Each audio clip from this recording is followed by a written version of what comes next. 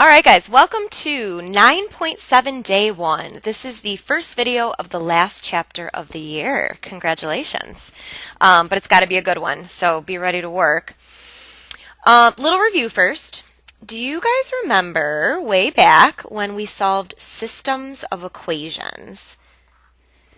And we learned three methods. You can solve a system by graphing, and that's when you look at the two lines and you find their intersection point, and that ordered pair is the solution. There's also substitution, and this is going to be huge for what we're doing today.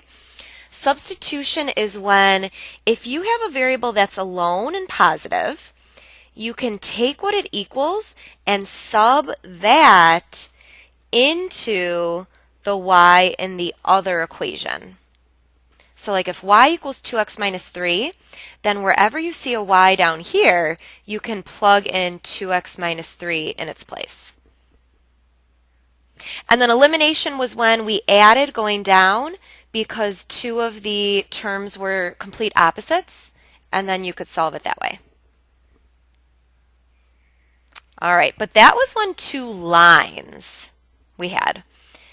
Now that we've done the quadratics chapter, we're going to be checking out when a line and a parabola intersect. So here's the three situations. Sometimes a line and a parabola will never cross, so there's no solution. Sometimes a line and a parabola only cross once, so that would be one solution. And sometimes a line and a parabola will cross twice, and that would be two solutions. Those are the only scenarios. There's no other option.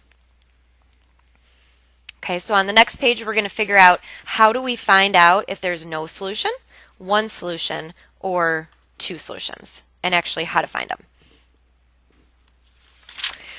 Okay, so here's what we do. If you're not able to use a calculator, here's how you find a system where one is quadratic. Again, quadratic just means it's the parabola shape when it's x squared. Okay, so we're going to use substitution. So you're going to isolate a variable in one of the equations. Just get one variable isolated, and then you're going to substitute the expression into the other equation, and then find the value of the other variable. All right, so we've done this before, guys. This is a review. It's just a little more advanced now. Okay, so number one, it is perfectly set up for us. Y equals 3x plus 2. Y equals 3x squared plus 6x plus 2. So pick one variable that's you want to isolate. But if you look, y is already isolated here and here, so pick one of them. Okay, so just pick one of them, and then whatever it equals, you're going to sub that in to the y of the other equation. Okay, so there's a couple ways you guys could have done this one. You could have put this y in here, or you could have put this y up here. You're going to get the same answer. Okay, so now we're going to write this new equation with this 3x plus 2 subbed into y. So it's going to look like this. 3x plus 2 equals 3x squared plus 6x plus 2. All right, now you guys know how to solve this. We need it to equal 0, so we need to move everything to one side. So I think I'm going to move these guys over here. So to move a 3x, I'm going to subtract 3x from the like term. And to move a plus 2, I'm going to subtract 2 from both sides. All right, let's see what we have now. So on this side, everything cancels because we wanted it to be 0. And let's add some like terms on the right-hand side. So we have 3x squared. If you add these, you get plus 3x. And if you add these, you get 0.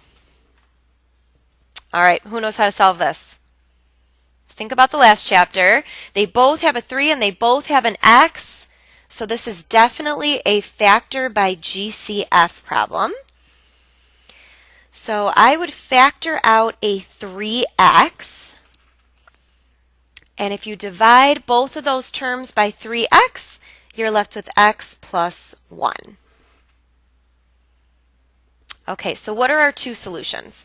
So this one we have to set 3x equal to 0, and this one we have to set x plus 1 equal to 0. All right, so let's get our two solutions here.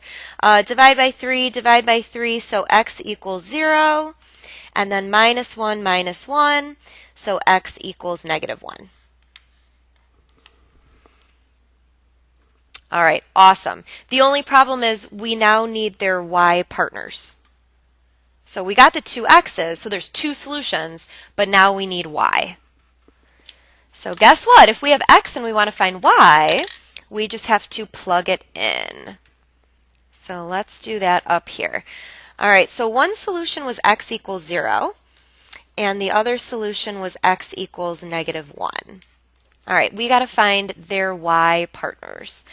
So if x is 0, you're going to plug it into x in the easier equation. I think this one's a little bit easier. So go ahead and plug in 0. Y is going to be 3 times 0 plus 2. So what is 3 times 0 plus 2? Well, it's just 2. All right, so that's our first ordered pair, 0, comma 2. And now take negative 1 and plug it into x in the easier equation. All right, so we can't see both here. Maybe. Okay, so now plug in negative 1. So what's 3 times negative 1 plus 2?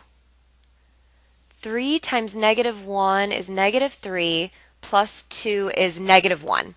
So y is going to be negative 1. Okay, and let's just make our answer a little bit nicer. Let's write them as two ordered pairs. So the first ordered pair solution is 0, comma 2.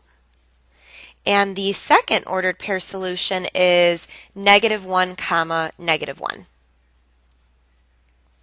And that's it. Those are our two solutions. So this was one problem that had two solutions.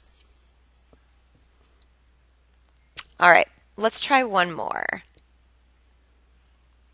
If you guys would like to, feel free to stop here. I really think that this is all you need, but it might be good to do one more example, so I'll do one more. Let's skip over to number 3. Actually, number 4. Let's do number 4. All right, so get one variable alone and positive. This one's already good to go, right?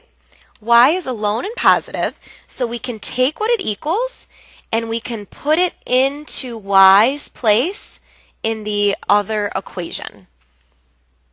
So we're going to rewrite the top equation, but instead of writing y, we're going to put this in its place. All right, so here's where we're at.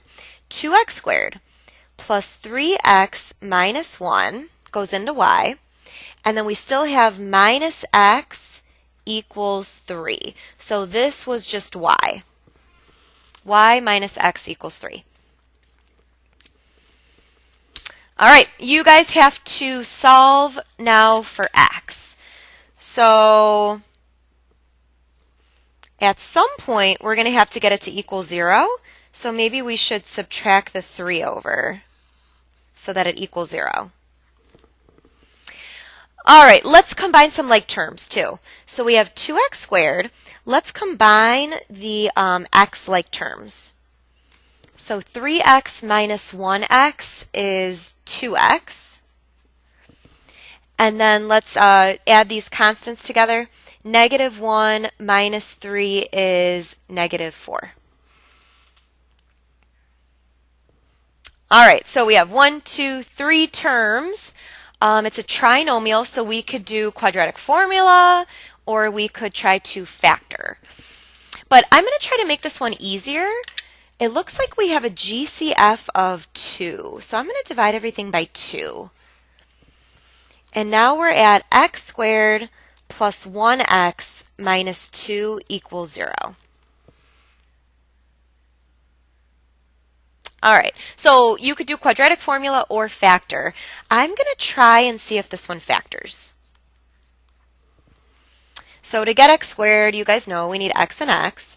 We need two numbers that multiply to negative 2, but then the inners and the outers add to positive 1. So we know it's got to be 2 and 1. And then one of them has to be negative. To add to positive 1, the 2 should be positive and the 1 should be negative. Okay, so our two solutions are set it equal to 0, set it equal to 0. This one's going to be negative 2, and this one's going to be positive 1.